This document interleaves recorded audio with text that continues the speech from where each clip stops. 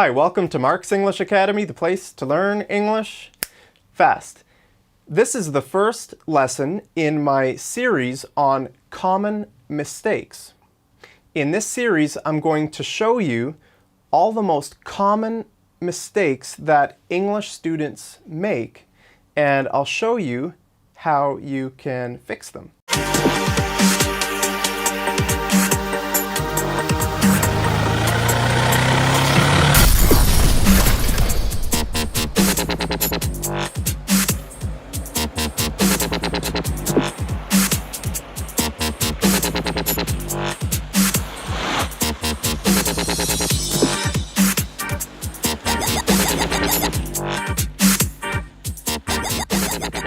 Okay, I want to begin this series by showing you a few mistakes that I make.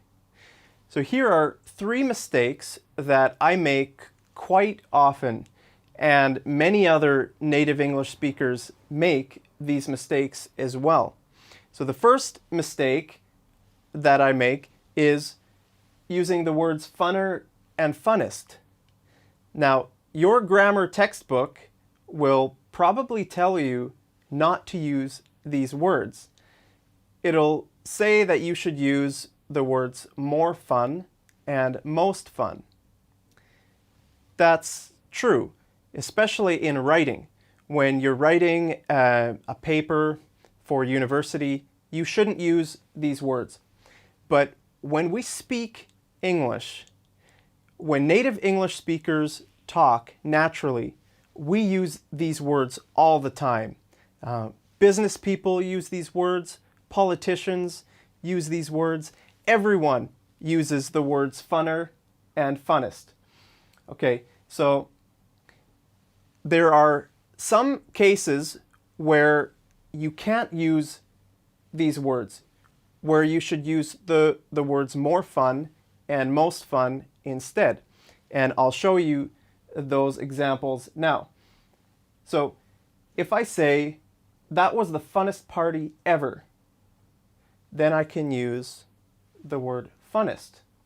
So if we're talking about a party we had last night, I would say, wow, that was the funnest party ever. Okay, then I can use funnest because I'm describing the word party. The funnest party. Okay, this is an adjective. When the word fun is an adjective, then it can be used as in the form funnest. All right, but let's look at the second sentence here.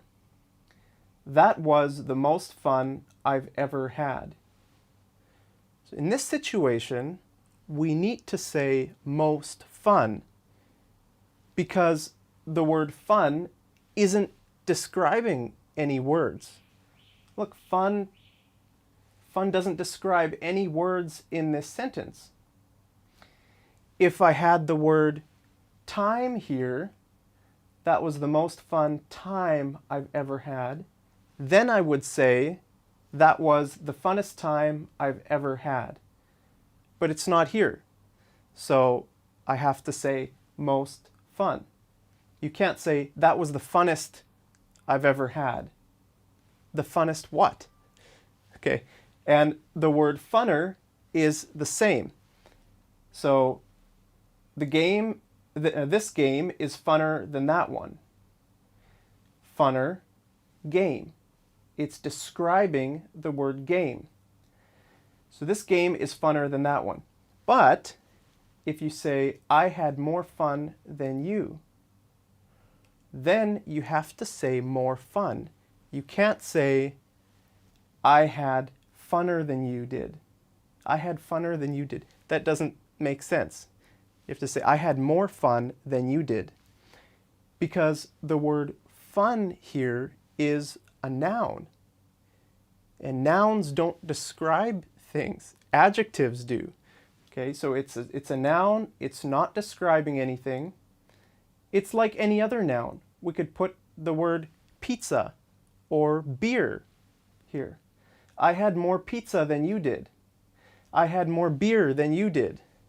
I had more fun than you did. Okay? So I hope you understand how to use the differences between funnest and most fun, and funner and more fun, because it's important. If you get it wrong, then it'll sound really awkward. Like if you say, "That was the funnest I've ever had," or "That was the most fun party ever." Nobody says that. We always say, "That was the funnest party ever," or "This game is funner than that one." Some people might say, "This game is more fun than that one," but I think everyone that I know would say, "This game is funner than that one," and that was the most fun I've ever had. That was the funnest party ever. Yeah, it can be a little bit confusing, but just try to remember, if it's an adjective, then it's funnest and funner, and if it's a noun, then you just use more fun or most fun. Okay, I think you'll probably understand that. The next mistake I make is using the word theirs with a plural noun. So the word theirs is a contraction for there is. Anytime we put two words together with an apostrophe, we call it a contraction. So theirs is a contraction. That means there is. And is a singular verb. So the mistake I make is saying a sentence like this: "There's two men outside with guns." Okay, if I hear shooting outside and I look out the window, I would say, "There's two men outside with guns." But that's a mistake, because there's two men. Men is a plural noun, so I need a plural verb. So it needs to be, "There are two men outside with guns." There are two men outside with guns. The problem is that "there are" can't really be a contraction. Look, there are. It sounds a little bit weird. There are two men outside with guns. There are two men outside with guns. You could say that, but it sounds awkward. I don't use this contraction. I don't think I use it ever. And the word theirs can also mean there has. There has. So, for example, if I say, "There's never been so many people here." There has never been so many people here. Theirs. For example, if I threw a party here at my house, then I would say, "Wow." And if 50 people showed up, I would say, "Wow, there's never been so many people here." But that's a mistake, because people is obviously more than one, so I need to use there never been so many people here.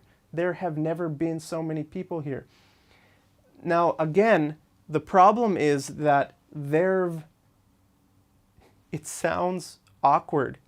If you put them together, there've never been so many people here. I don't know, does that sound awkward to you?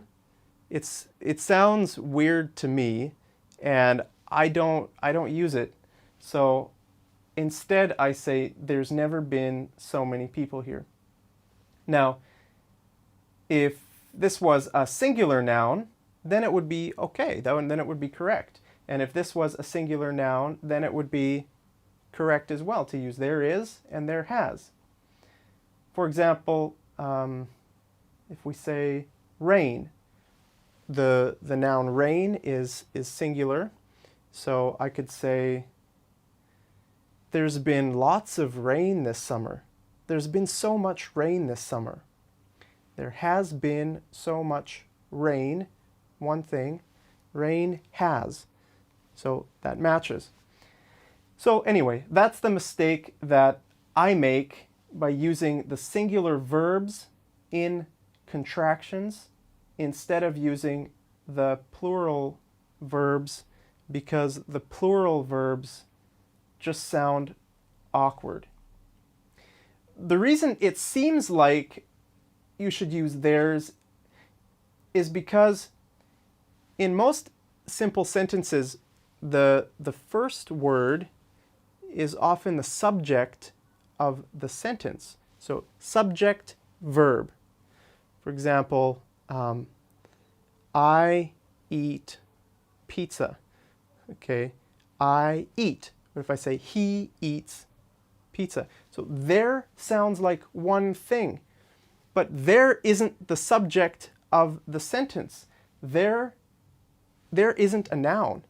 The subject of the sentence is men, and here too. The subject of the sentence is people. People, the subject is here and the verb is here. The subject is here and the verb is there.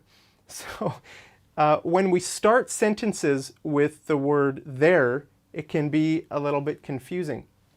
When you write, if you're writing an academic paper, you shouldn't start sentences with there.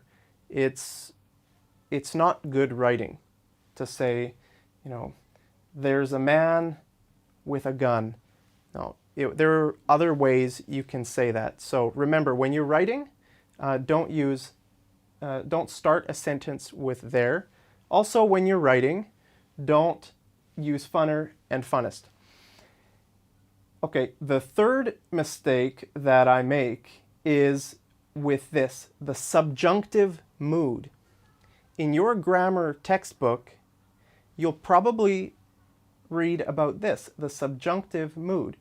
That's when we're talking about hypothetical situations. And they start with the word if. Okay, if I was rich, I would buy a yacht. So this is the mistake that I make with the subjunctive mood. If I was rich, I would buy a yacht. Now, a yacht is a personal boat that you can live on, and it's very expensive. A lot of rich people have yachts. And if you watch rap music videos on YouTube, you'll notice that a lot of videos have a black rapper on a yacht with some girls. Okay, that is so common for a rap video to have a yacht. Okay, so the mistake here is that this should be were. If I were rich, I would buy a yacht. So, I mean, I don't think it's a very serious mistake, because I know a lot of people that say it this way. If I was rich, I would buy a yacht. But, you know, your grammar textbook probably says to use were, and I do too. I use the word were. Sometimes I would say, if I were rich, I would buy a yacht. Yeah, I say that. But I also use the word was sometimes. So anyway, that's a mistake that I make sometimes. And in my lessons, you'll hear me make these three mistakes quite often. Funner, funnest, theirs, and was. Okay, next I'm going to show you some more mistakes that native English speakers make that I don't make. And I hate those mistakes. And I look down on people who make those mistakes. I think they're uneducated.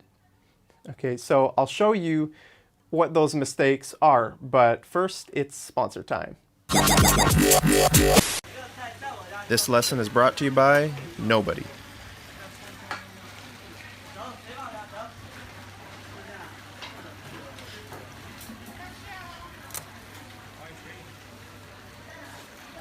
Instead of watching me buy dumplings, you could be watching me promote your product or service.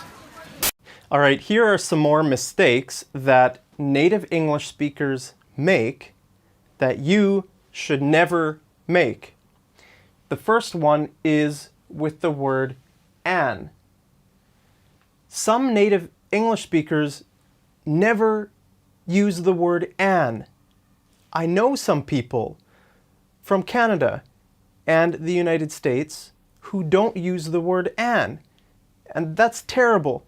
It's only 2 letters, A-N, so it's easy to remember, so you should use it. Okay, one example of this is in Sean Paul's song called She Doesn't Mind. He says, I'm a animal.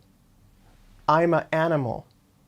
Okay, that's wrong because the word animal begins with a vowel sound, a. So it should be I'm an animal. Okay, another word that some native English speakers never use is the word fewer. So they would say something like, I have less chocolate bars than you. I have less chocolate bars than you. That's wrong because the word chocolate bars is a countable noun, so you should use the word fewer. For example, I have 3 chocolate bars here from Germany. And if you had 4 chocolate bars, then I would say I have fewer chocolate bars than you because I can count them. 1, 2, 3. But if we were drinking milk, for example, if I had a glass of milk and you had a glass of milk, and you had this much, and I only had this much, then I would say I have less milk than you. The third word that some native English speakers never use is the word gone. They say things like, I haven't went to that restaurant yet. I haven't went to that restaurant yet. That's terrible English. But I know a lot of people, especially from the United States. I'm not sure why, but I know some people from the United States who say I haven't went. They use have and went together, and that's incorrect. Went is a past tense verb. So if we're talking about the past tense, we use the verb went. I went to the restaurant yesterday. That's good. But this sentence isn't past tense. It's present perfect tense. Okay, because we have the word have. I haven't gone to that restaurant yet. Or you could say, I haven't been to that restaurant yet. But you can't say went. All right, so some people, they don't use the word gone, and that's bad English. If you're using the present perfect tense, then you say have gone. Or if you're using the past perfect tense, then had gone. I had gone to that restaurant 5 times before I got sick there. Okay, so those are a few mistakes that native English speakers make. I hope you don't make them. Please don't. And if you like eating chocolate, then click on the subscribe button right down there, and I might share some of my chocolate with you. So until next time, I'll say bye, and I'll see you over in the next video while I enjoy my German chocolate. Take care.